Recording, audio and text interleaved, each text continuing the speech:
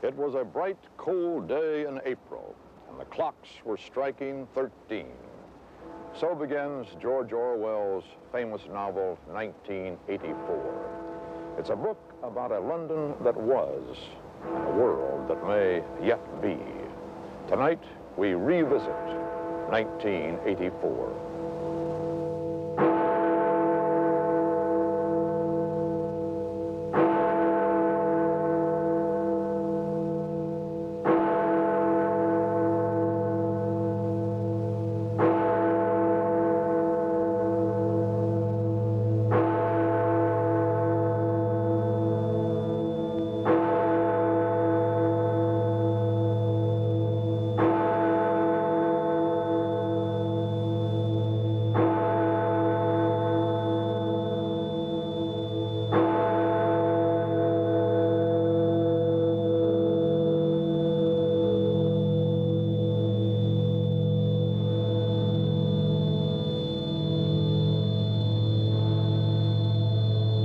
This is a CBS News Special, 1984, Revisited with Walter Cronkite. This portion is sponsored by Exxon Office Systems. From standalone information processors to full office automation, it's the future without the shock. At Exxon Office Systems, we're dedicated to bringing the high-tech office down to earth. With information processes that can grow with you, right up to a fully functioned office automation system. Printers that can print just about anything with hardly a sound.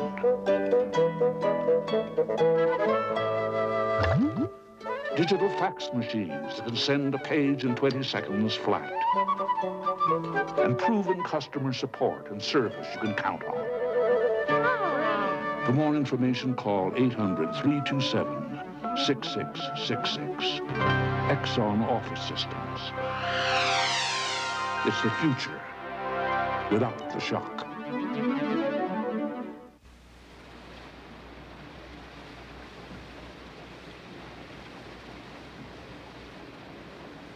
From the gloomy streets of London after World War II came a warning of a gloomy world of the future, a future of technical marvels that in the hands of ruthless dictators had turned the people into soulless robots. The year 1984. How close are we? How close? How close? Afghanistan. Poland.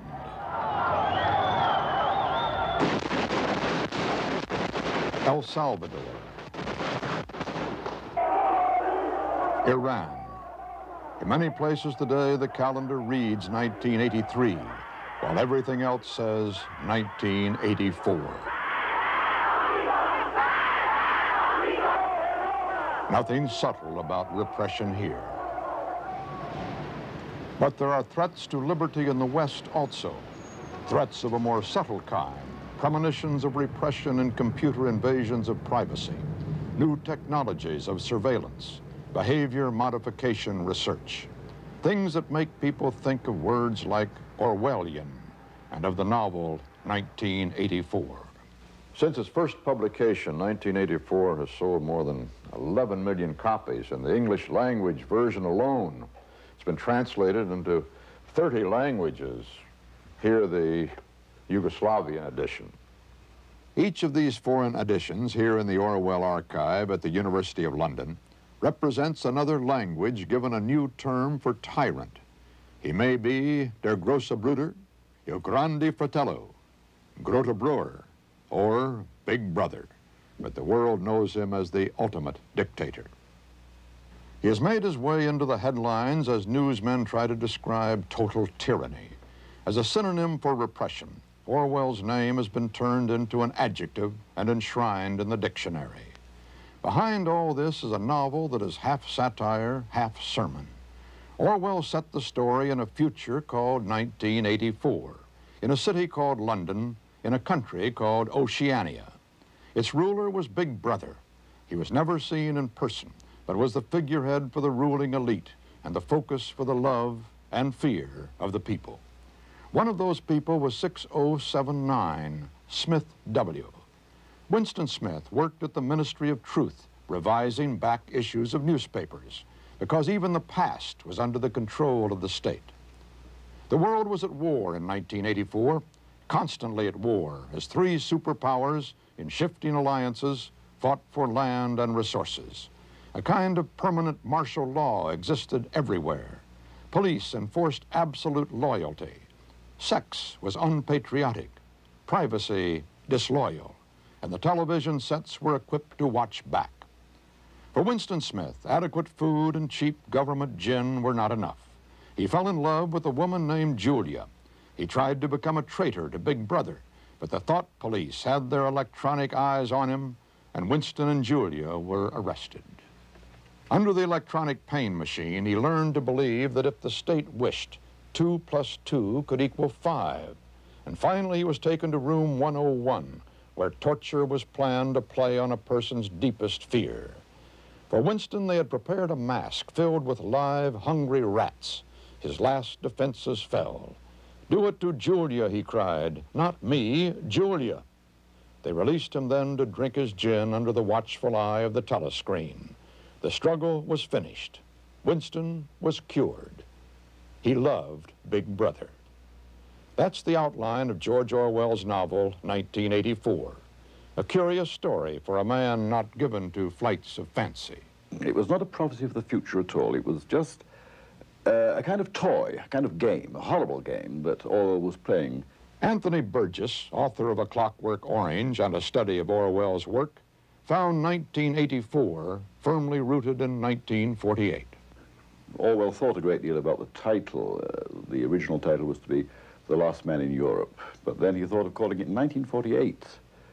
Of course, it was written in that year and published in 49, and it always seems to me, who knew London at that time after the war, that he was presenting London as it was in that state of post-war squalor and depression. Do you think that he was writing more of a parody of 1948 than he was a warning of the future? He recognized, you know, in the world of 1948, certain things that would develop in the future, but these were very small things. They weren't that difficult they weren't to big predict. things. No, I mean things like television, the two-way television screen, which we have now in every supermarket. You know, smile, you're on TV. This was a kind of fulfillment of the Orwellian prophecy, a very small prophecy. And he took various things from the world of the late 1930s. This phrase, you know, Big Brother is watching you, sprang out of a correspondence college that was run in England, run by a man called Bennett. And Bennett showed in his advertisements his own smiling face saying, "Let me be your father." And when he was getting a bit too old for the job, he allowed his son to take over, and this son said, "Let me be your big brother." That's where the phrase came from. This is how Orwell described Big Brother. A man of about 45 with a black mustache and ruggedly handsome features. His face full of power and a mysterious calm. The model for the leader of Oceania may have been Joseph Stalin.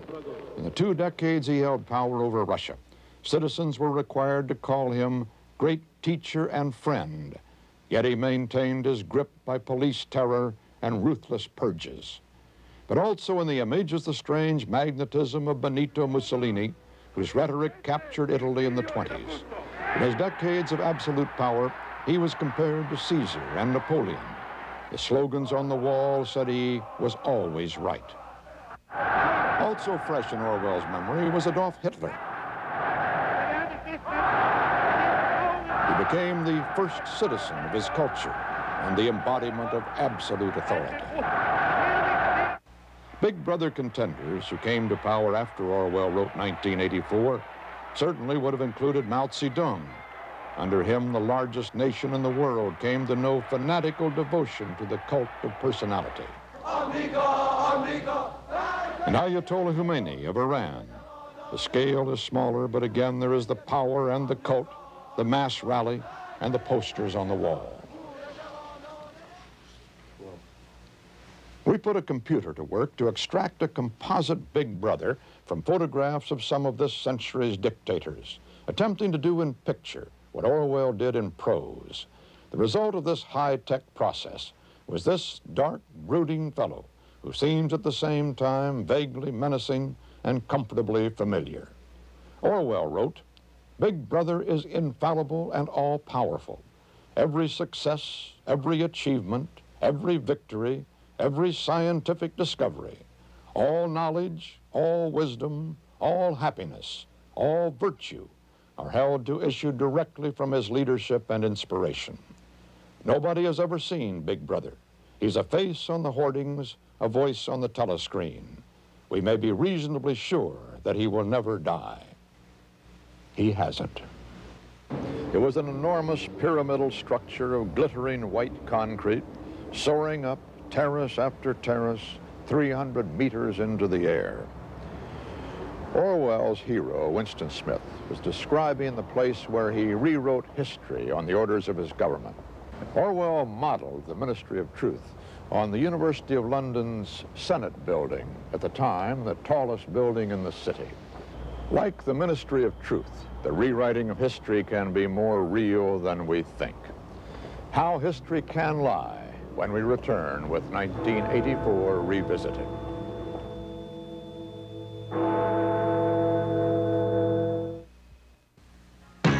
This antacid tells you it's good for your tummy. This one says it spells relief. Now there's a good-tasting antacid that's even more effective than Tums or Rolaids. Losal. More effective because each tablet neutralizes more stomach acid than Tums, twice as much as Rolaids. Plus, the main ingredient in Losal is natural, making it virtually sodium-free.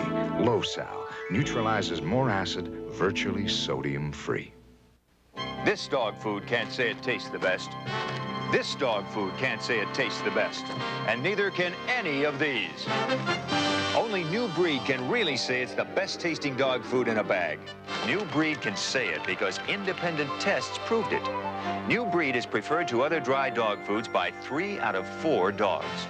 So listen carefully to other dog food commercials. They might imply better taste, but if you want the one that's proven best tasting, we've got a whole new breed. At first, it was just an idea.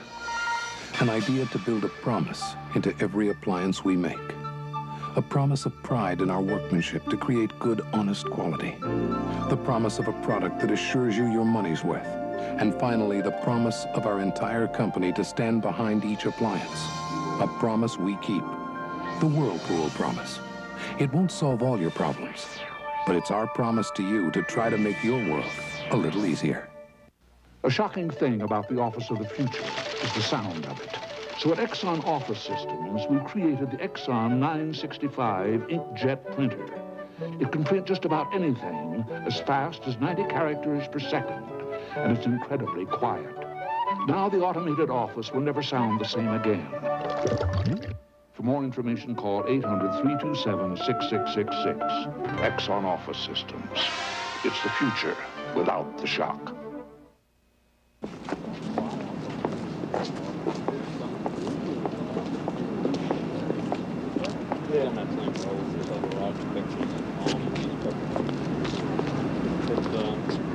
This is the way we usually think of history. Names and dates carved in stone. These are facts. A war was fought, men died, and that truth can't be changed. But it could be in Oceania, where a hero one day could become an unperson the next. Erasing unpersons from the record was part of Winston Smith's job, part of the carving of the past to fit the present party line. Who controls the past, ran the party slogan, controls the future. Who controls the present, controls the past. Orwell didn't have to invent much when it came to that idea.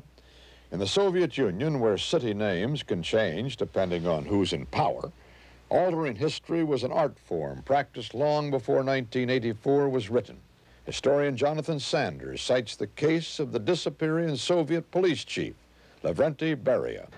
Right after Stalin died, the Khrushchev clique of people removed Mr. Beria from office. He was summarily executed not long thereafter.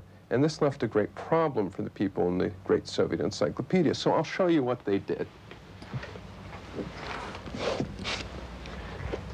The encyclopedia was already out with a large article and big picture of Mr. Beria. The publishers of the Soviet encyclopedia sent a letter to all the subscribers of the encyclopedia saying that the state publishing firm recommends that in volume 5 you remove pages 21 through 24 and also the portrait. Take a scissors, carefully cut along the edge to remove them, and in its place, please glue in the following pages. So they replaced Beria, the picture about him in his article, with an article about the Bering Sea. It fed in alphabetically, and suddenly Mr. Beria wasn't in the encyclopedia anymore. He is an unpersoned. That's right. He didn't He exist. disappeared. Here's a picture of a group of revolutionaries, Stalin, Kamenev, and others in 1915. And you see Mr. Kamenev's there, and suddenly in this version, there's a blank spot and just shade trees. He becomes a shadow in the background trees. That's right. Leon Trotsky, Stalin's rival to succeed Lenin as master of the revolution, was undoubtedly the leading unperson of his day. Now you see him, now you don't. More recently, the photographic history of the Soviet space program has required an occasional retouching.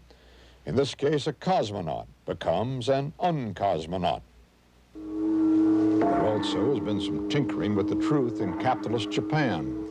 These demonstrations in 5 Korean cities were to protest Japan's attempts to soften its image by rewriting high school textbooks.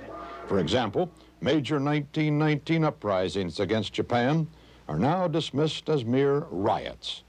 Also omitted are the 42,000 civilians killed during the 1937 massacre known as the Rape of Nanking. The invasion of Manchuria is now called the Manchurian Incident. In response to official protests from Peking and Seoul, the Japanese government has agreed to reconsider the alterations for the 1985 editions. But for 1984, the altered history stands. In this country, there is no Ministry of Truth ordering changes, but other factors play a role. Things like marketing surveys and local politics and the national mood. Journalist Frances Fitzgerald made a study of high school history texts for her book, America Revised. While she did not find full-scale forgery of history, she found a subtle self-censorship by publishers based on what the market wants. For a long time, the Vietnam War was a hot issue, very divisive as far as the country was concerned. Therefore, the textbooks tried to skip over it, and they couldn't skip over it. So what they would do was to make it as simply as bland and meaningless as possible. For a long time, the text delivered what I call the crabgrass theory of the Vietnam War. That is, that it simply began one day and it kept growing and growing and growing. And in spite of all American efforts to stop it, it just kept going on. And then finally it stopped.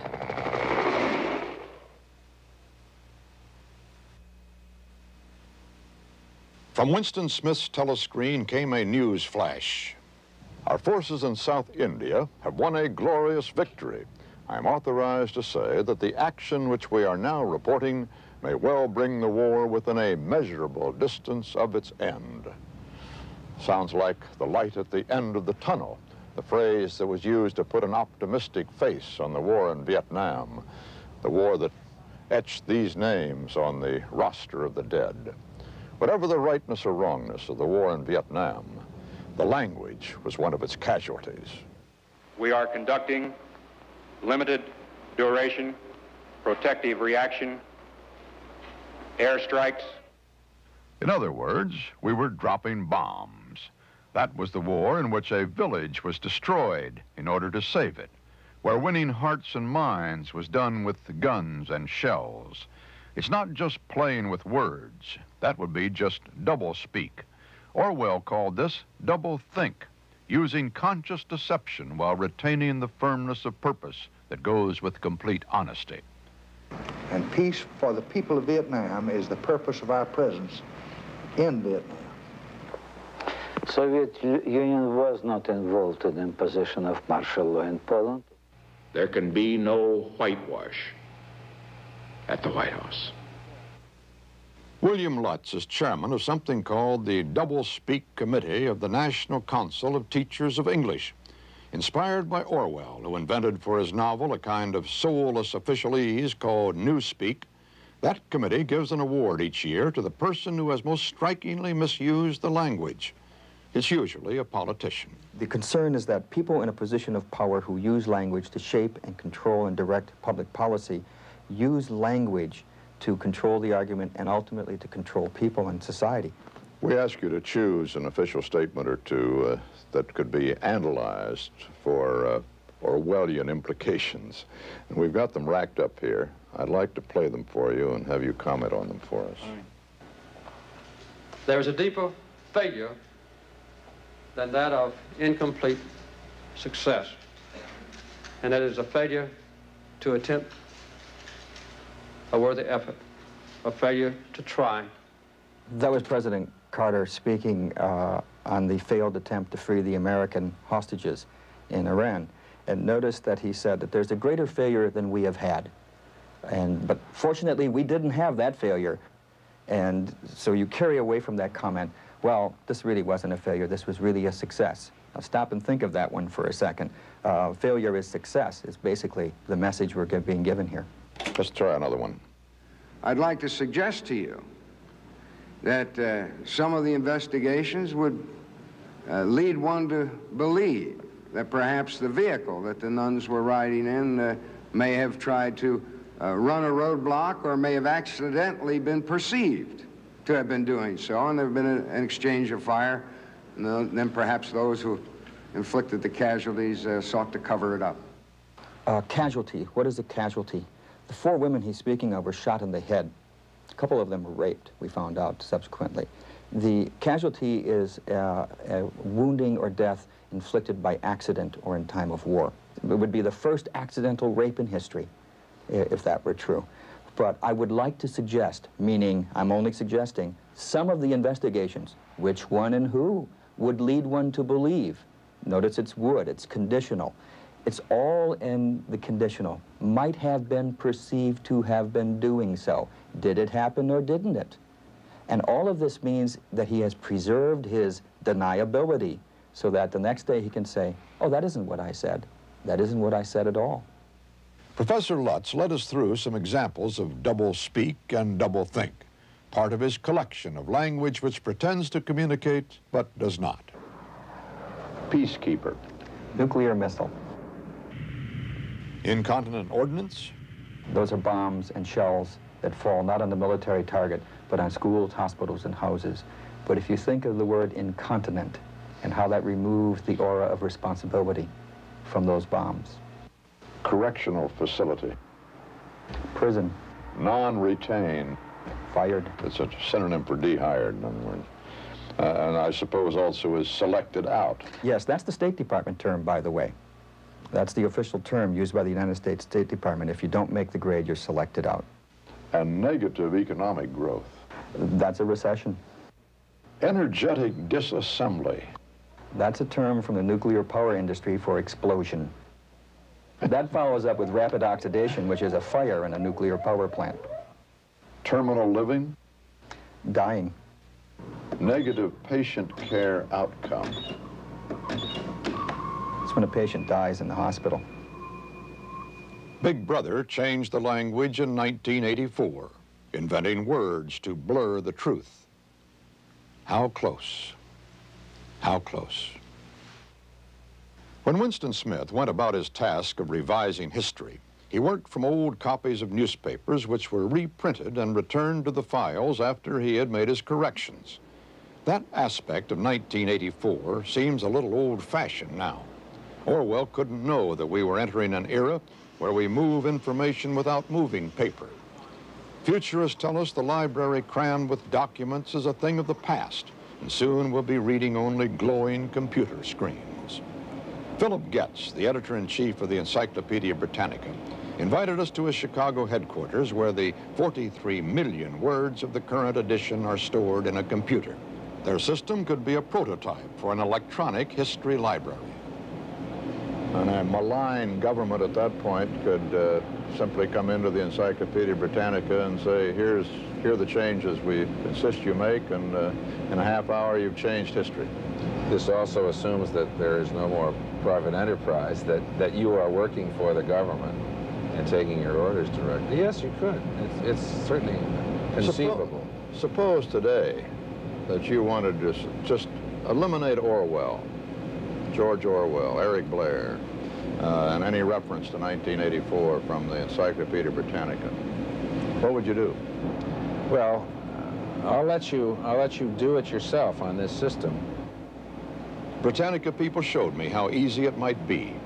Punch a few keys and the computer calls up George Orwell from the data bank. Another few keys to delete the file. And when we ask again, the computers reply, file not found. He's gone. Yeah, he's a non-person. Right. How close is 1984? In the real 1984, we'll be able to hide unpleasant reality in a green hurricane of words, to electronically alter the images of the past, to lie at the speed of light. History exists only in our memories and in our records. We quickly forget things painful to remember. So a big brother controlling our information machinery would in time control memory as well. Some memories of the man who invented Big Brother as we continue our revisit to 1984. The Panadol Discovery. By Julie's wedding day, was I nervous? What a headache. And surprise, Bobby got leave from Europe. He saw I was hurting and gave me a pain reliever called Panadol. He discovered it in Europe. It's 1,000 milligrams strong and it won't upset my stomach. I never heard of Panadol, but by the time the guests arrived, my headache was gone. Now Panadol's made here in America. Discover world-proven Panadol, as strong a pain reliever as you can buy, and it won't upset your stomach. At Exxon Office Systems, we're bringing the high-tech office down to earth. Our upgradable Exxon 500 series information processor lets you start small and grow big.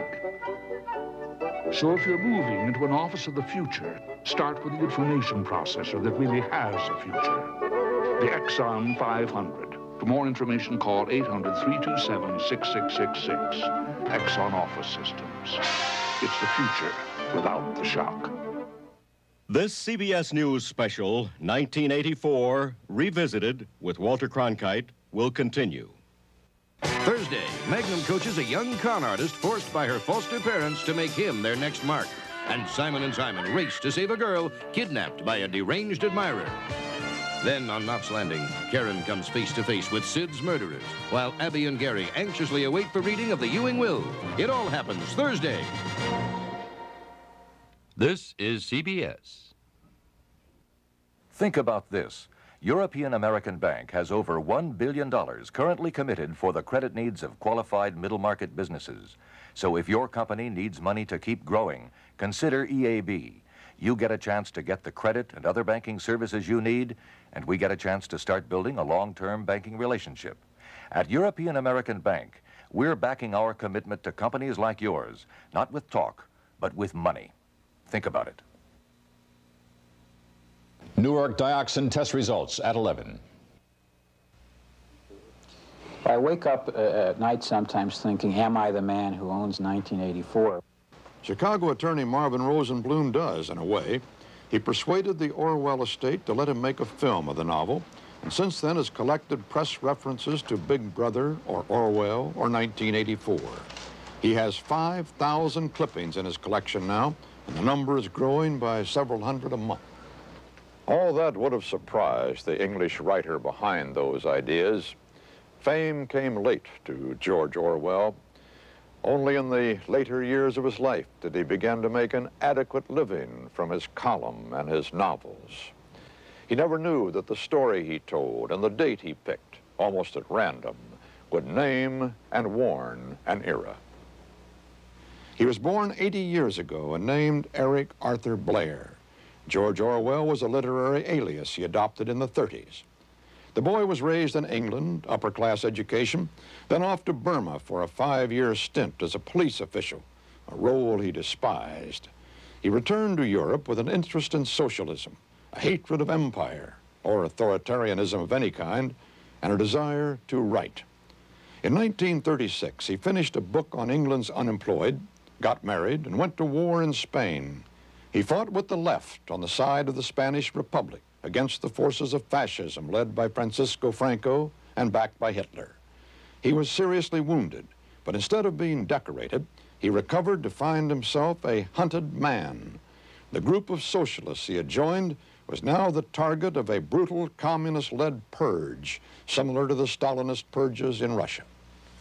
In 1945, he published Animal Farm, a political fable and biting satire on Stalinism that would become, of all things, a children's classic. It would be favorably compared with Swift's Gulliver's Travels, and it would make him famous. Orwell rented a farmhouse on an island off the Scottish coast. There, between bouts with tuberculosis, he wrote 1984. In September of 1949, he moved into a private room in London's University College Hospital. On the 21st of January, 1950, sometime in the middle of the night, he died. He was 46. Those are the bare bones of a life. But what kind of man lived it and gave shapes and names to the darkest fears of our age? Certainly a complicated man. That's the picture I got from some who should know. British novelist Anthony Poole was a friend and frequent luncheon companion when Orwell and he both were in London. Malcolm Muggeridge, the journalist and social critic, was another. Novelist Anthony Burgess has written a critique of Orwell's 1984 and has tried his own hand at fictional futures. Bernard Crick, professor of political science at the University of London, is Orwell's biographer. I gather from people who met him at the time, perhaps, that he wasn't exactly the life and soul of a party. No. He tended to stay in the background and only speak when spoken to. I don't think he was a particularly merry fellow. I don't mean he was a gloomy fellow or a death's head in a party, but it wasn't his natural scene. He was, I think, very easily bored, and if somebody was there, began talking about things he was not interested in, he was rather like when you offer a horse a bit of sugar and it doesn't want it, you put his face away, rather like that. Was this a form of intellectual snobbery? No, I don't think so. I think he was, in many ways, one of the least intellectually established people in the world. It was a George who was very much sort of peppery conservative. He disliked missionaries and vegetarians and people wearing sandals, and he talked contemptuously of pansy poets and all that sort of thing. And then there was this other man who was very sympathetic with people who were in trouble and poor people and who felt somehow that it ought to be made better. He used to dress himself up as a sort of proletarian. He had a sort of proletarian fancy dress of corduroy trousers and so on. And he'd make his cigarettes by hand because that was how the poor made them. And he went to Eton and was equipped with an upper-class British accent, which he never lost. He wanted to go into a pub and drop his H's like working men. How are you? How are you, Harry? He couldn't do it. He'd always go, how are you, Harry? He could never lose this, and he was well aware of the frightful barrier, the historical barrier which had been set up between him and these ordinary people. He wanted to love them. He loved the pleasures of ordinary bourgeois England. He wrote articles about the things that the people loved, the news of the world, the Sunday paper about murder trials, the good strong cup of tea. This he loved. He loved tea. Roast beef and Yorkshire pudding. The village community, the local pub, good English beer, uncontaminated by the big brewers. The country church, the country churchyard. In his will, you see, he left that he wanted to be buried in a country churchyard. Well, Paul and I tried to organize this. He only got in through the Astors because they had a big interest in where they lived, and they got him in there so that he, this great champion of the proletariat, went to rest in a country churchyard thanks to a millionaire. Photographs, letters sent and received, memos from manuscripts, a checkbook, a press card, all of the personal papers in the Orwell archives fill just 8 boxes. That's it. That's the whole thing. Orwell was a very private man, didn't seem to want to leave a record of himself. But today, with the computer, the printout on Orwell's life would fill a room this size. And such printouts put us a lot closer to Orwell's vision of a world without privacy. New York Times reporter David Burnham has spent the last 2.5 years researching what he calls the rise of the computer state. He tried to imagine for us the trail Orwell would have left as a typical American citizen in the 80s. The State Department has started introducing computerized passports. So the government has an automatic record of coming and going that would be quickly retrievable. He, of course, would have credit cards, where he went, what hotels he stayed in, presents he bought, what have you. The Social Security Administration, of course, would keep a record of where he worked and how much he earned. The Internal Revenue Service would have a great deal of information about where he invested, what money he inherited, his earnings. The telephone system has become computerized now, so that there would be an automatically stored and maintained record of local and long-distance phone calls. And even the latest model cars have a little computer in them that is put in there to increase fuel efficiency. But it also, when the mechanic goes to look at it, he can tell how often you've turned the car on and off and how fast you've driven. So the record today on anyone is astounding. If Orwell had traded his checkbook for one of the new electronic banking cards, he would be turning many of the records of his life over to his bank. Ronald Plesser was the general counsel to the United States Privacy Protection Commission. I mean, I can go to Chicago or Los Angeles and put a plastic card in the wall today and get some money. And that's a wonderful convenience. But for each of those conveniences and each of those advances, I'm paying a price. A interstate bank network knows where I am. They can locate me immediately as soon as I put my card in the wall. They know where I went, how much money I used. They have a very good idea of what my activities were. Such records are essentially the property of the bank, says Plesser, and if the government wants to see them, there is little an individual can do. For example, the state of Massachusetts recently compared computerized welfare rolls with computerized bank accounts to see if people on welfare were hiding money. So any person who had money in a bank in Massachusetts had their records searched by the government. What's the difference if somebody comes in and grabs a checkbook from your person and if somebody makes a computer search? The prospect of such computer matching becomes even more ominous when you consider that the federal government has 15 to 20 active files on every person in America. And even the most seemingly innocent kinds of information have a potential for Orwellian abuse. The Census Bureau, for example, collects statistical information on Americans every 10 years. That kind of information would be very useful if the government wanted to round up a particular group and put it in a concentration camp. A preposterous idea? Not at all. It happened once.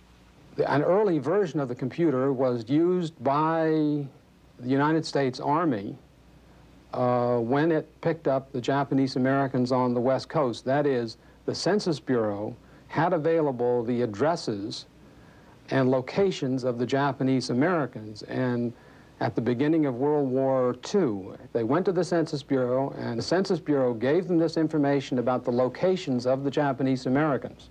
And so in the spring and summer of 1942, 110,000 Japanese Americans were incarcerated in war relocation centers.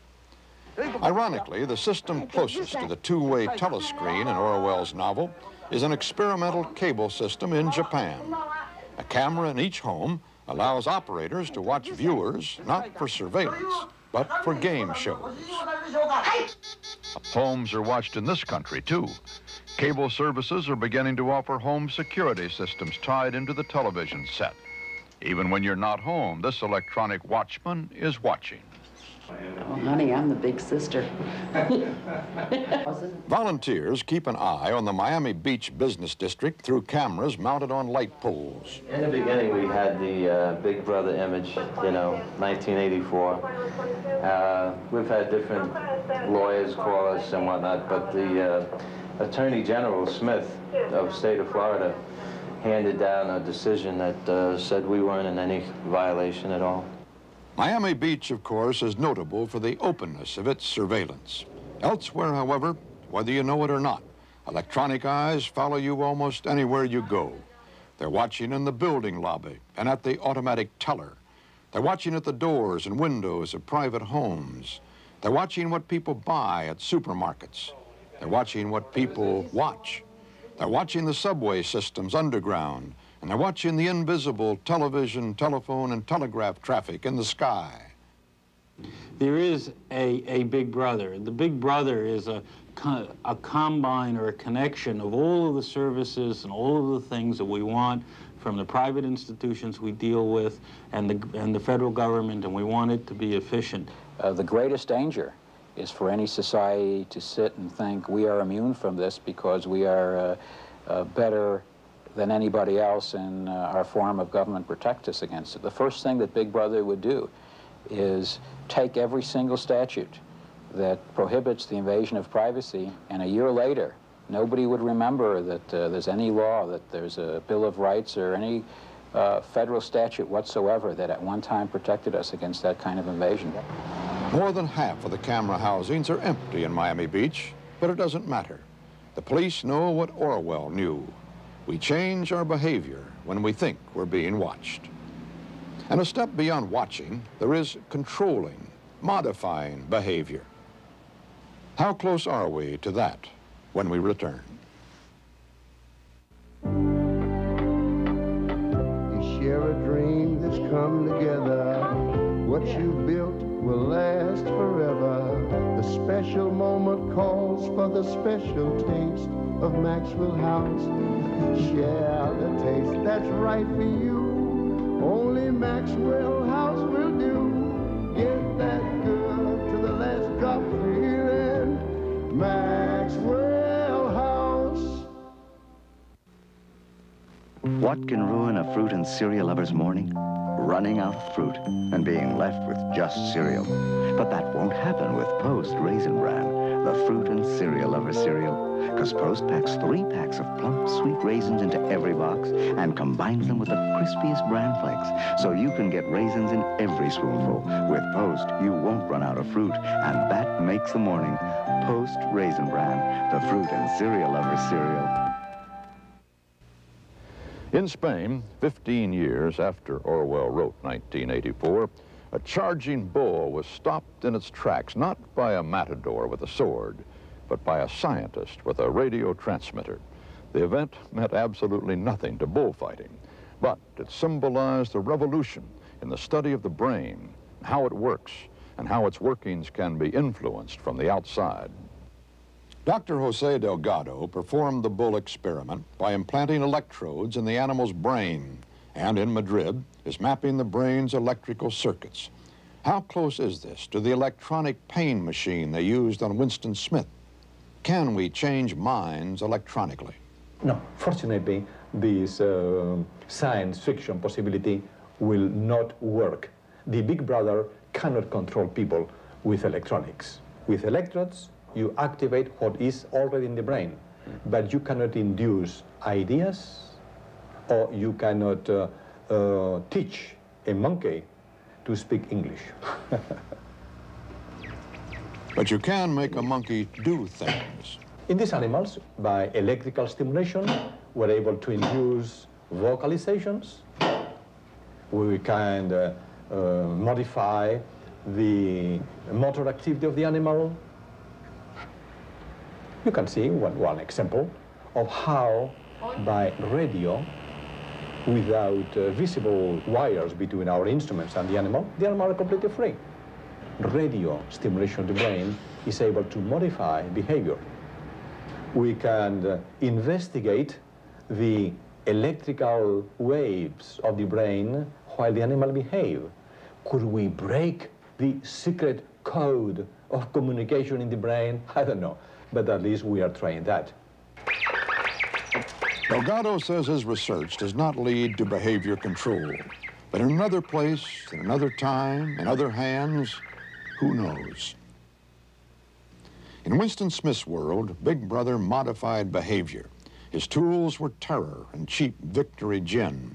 In the decades that followed his death, there has been an explosion of knowledge and some sobering revelations.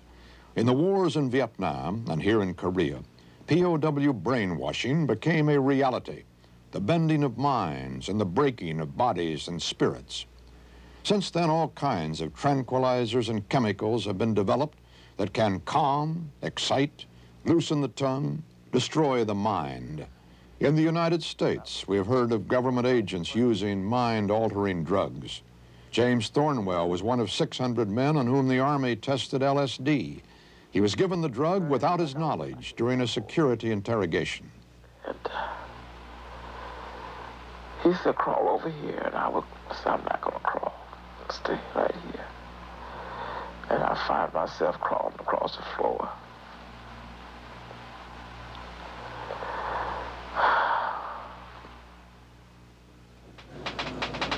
Research into drugs like LSD helps map the chemical pathways in the brain, and the information gained may be of use to some future Big Brother. But tyrants have a tool today to change men's minds: torture. What happens to you here is forever. Understand that in advance. We shall crush you down to the point from which there is no coming back. Things will happen to you from which you could not recover if you lived 1,000 years. I will never be the same. There is a life inside me that deals every day with the memories of what happened to me when I was under torture. I have a permanent daily connection with my screams during the night and the pain in my body. Jacobo Timmerman was a newspaper publisher in Argentina. At 2 in the morning, April 15th, 1977, he was abducted on orders of the military regime. He was starved, threatened with execution, viciously beaten, and tortured with electric shock. In the face of worldwide attention, he was released and deported 3 years ago. He had spent a total of 2.5 years in prison. You are always thinking. And memory, in that sense, memory is also torture in itself. And to think is also torture. Once I was sleeping in my cell, and a guardian came and opened the peephole. You say peephole, I think. The hole in the door. And he saw me sleeping. So he began to bang to the door and shout to me, don't sleep, think. Don't sleep, think, think, always think. He didn't say in what to think, only think, because he knows that I was going to think in torture. Most of us, if we think about torture at all, may think of it as something left over from the Middle Ages, an anachronism in a time of space-age technology. Well, if you look over the last 5 years alone, Amnesty International has taken action on cases of torture and the cruel treatment of prisoners in more than 60 countries. Guatemala, South Korea, Iran, and Iraq, El Salvador, and Chile are just a few of the nations Amnesty International has cited in the past few years, says spokesman Richard Rio. We get reports of thousands of people being held in this prison or in that prison. We get a scrap of evidence, or we get a report of people being tortured. It may apply to many of them, it may only apply to a few. It's so difficult to break through that curtain, and that's why you can't come up with an absolutely precise figure. But even the fact that at this moment it would be possible to say that thousands of human beings are being tortured by other human beings is in itself frightening. And frightening, too, is the human ingenuity that has gone into devising methods of torture. In Copenhagen, Dr. Inge Kemp-Genefke heads a team of Danish physicians studying the physiological and psychological effects of torture. What are the most common forms of torture that you see? The most common form, I will say all torture victims have been beaten up, very badly beaten, all over the body.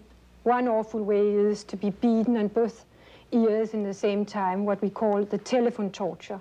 And in the same time, the torturers tell the victim, now you will have a bad hearing for the rest of the life. And unfortunately, very often that is true. And then what other forms of torture besides beating have you found? Electrical torture are used very often because it is a very clean and easy way of torturing people. George Orwell described his hero Winston Smith as being tortured by playing on a phobia that he had against rats. And they had a cage of rats against his face. Have you ever seen anything like that?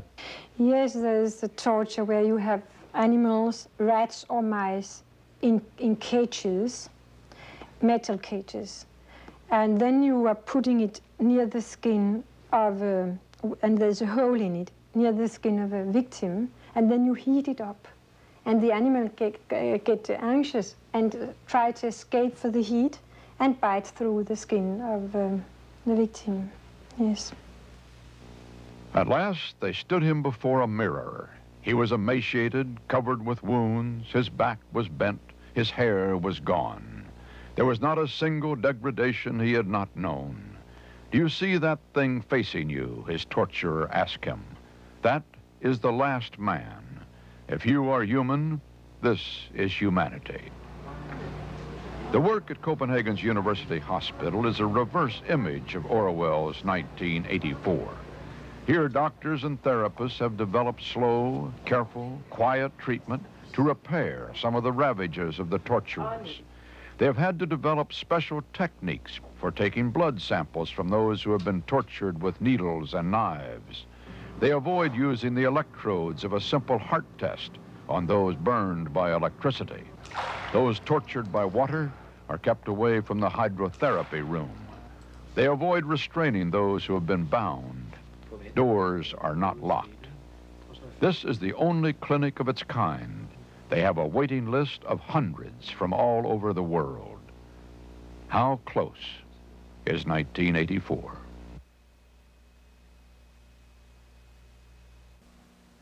Good dog, here's your praise. Good dog, here's your praise. Dogs love the taste of praise. Dogs love praise. Purina introduces Praise Dog Food. Dogs love the soft, chewy chunks made with real meat. And dogs love the delicious, crunchy nuggets. Together, they make Praise taste better than any of the leading dry brands. Good dog, here's your praise. Dogs love the taste of praise. Dogs love praise. Like all actors, I have an agent. Sign that. And a business manager. Pay that. And a secretary. Don't lose that. Luckily, Canon's come up with personal cartridge copiers. You know the entire copying process is in here, so maintenance is as simple as this. And copies come in black, brown, or blue on plain paper. Finally, Canon PC-10 or PC-20 for the most important person in my life, me. For information, call toll-free. Canon Personal Cartridge Copying. Plain and simple. Sheba Street in London is a street unstuck in time. It is a virtually untouched remnant of bombed-out sections of post-war London. But you put up a poster like this, as we did, and it becomes a grim street in 1984. How far is fact from fiction? How far away is 1984? Not so far that you can't recognize it from here. Big Brother's world was divided among 3 superstates and an underdeveloped area over which the great powers waged constant, if limited, war. Compare it with this map of the Western Alliance, the Soviet bloc, China, and Third World countries. In Big Brother's world, freedom was extinct everywhere. It is extinct in this much of our world, about a third. These are countries considered partly free. Only these countries are free in the American sense of the word, with political and economic freedoms and a free press. This balance of freedom is holding steady right now. But what if you tried to develop a scenario, a set of circumstances that might bring 1984 closer, even in our most durable democracy? Suppose the energy crisis returned. Could that bring the superpowers to the edge of confrontation? Or could a collapse of the poorer economies bring down the international banking system that loaned them money?